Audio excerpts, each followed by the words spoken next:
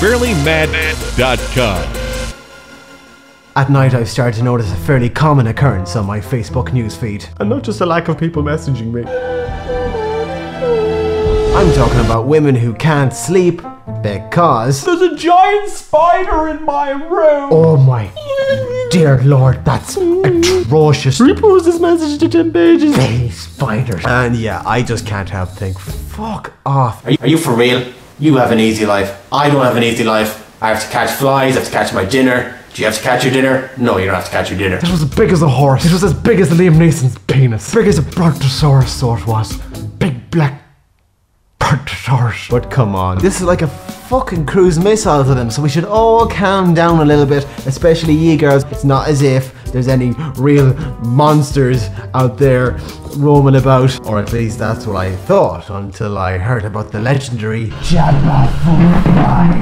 The fearsome Congolese spider is supposed to be 5 feet across in length and build webs so big it can trap forest antelope for its dinner. Commence the stuff of nightmares. Most of the many anecdotal tales about the spider's hunting habits describe it digging shallow tunnels underneath tree roots and camouflaging them with leaves. Oh, what a clever, scary spider you are. Then they create an almost invisible web between their burrow and a nearby tree, booby-trapping the whole lot with a network of very sensitive trip lines. Some poor creature soon to end up on the menu will inevitably touch the line and alert the spider. The victim will then be chased in the direction of its giant web. This predatory entrapment is similar to some species of tarantula and how some men pick up women, I guess. Just replace the trip lines with Jaeger bombs and the webs with their beds. Apart from the many testimonies of natives, the fullest Western accounts comes from research carried out by renowned scientist and cryptozoologist George Eberhardt. What do you mean you've never heard of a cryptozoologist? God, isn't the country just coming down with them all together? The earliest sighting of Jabberwocky was in 1938 when an English couple were hiking in the then Belgian Congo and they noticed a strange,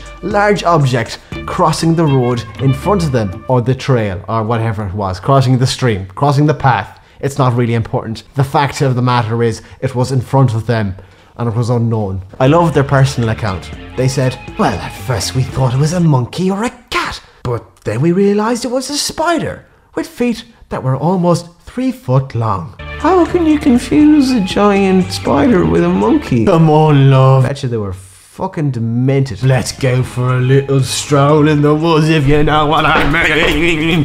Oh my god, is that a monkey now? No, I don't. I think you will find that. In recent years, there's only a handful of people who have come close to the spider, including the famous naturalist William J. Gibbons. Naturalist, not naturist. God, you're all dirty. He's hardly prancing around in the jungle with his fucking balls out now, is he? On his third expedition to the region, he met with locals who were very familiar with the elusive creature. The Baka tribal chief, a man named Timbo, how are you getting on? mentioned that the giant spider had taken up residence close to the village in November 2000 when Gibbons had passed through previously. But Timbo neglected to mention the fact at the time. He didn't think it was very important. Timbo! Walking disaster. If you're thinking at this point, come on, surely this is all a load of BS. If there was such a thing as Jabberwocky in the world, it would have been discovered by now. Just remember that in the last 10 years alone, over 1,000 new species have been identified in the equally remote rainforest of Papua New Guinea, including this beauty here, a golden-mantled tree kangaroo. Brilliant! Tree kangaroo, discovered by man. Hope you like the zoo. Hope you like the zoo. Hope you like the zoo. Do not eat the sweets and cigarettes that visitors occasionally give you because they have no sense and your bodies aren't designed for such human vices. And hope you have a good time. And, well, you're fucked now. Well, that sure got depressing. And if that's possible, then I wouldn't discount the slightly uglier other beast quite yet. But hey, girls, especially if it makes you feel better, just pretend they're the work of someone's overactive imaginations and they're simply not out there somewhere, hiding, multiplying, and most definitely plotting revenge on behalf of their tinsy tiny defenseless little allies. B.R.B. heard strange noise outside, gonna check it out. Karma is a motherfucker. The itsy bitsy spider went up the water spout and he down came the rain and washed the spider out and he The itsy bitsy spider went up the water spout and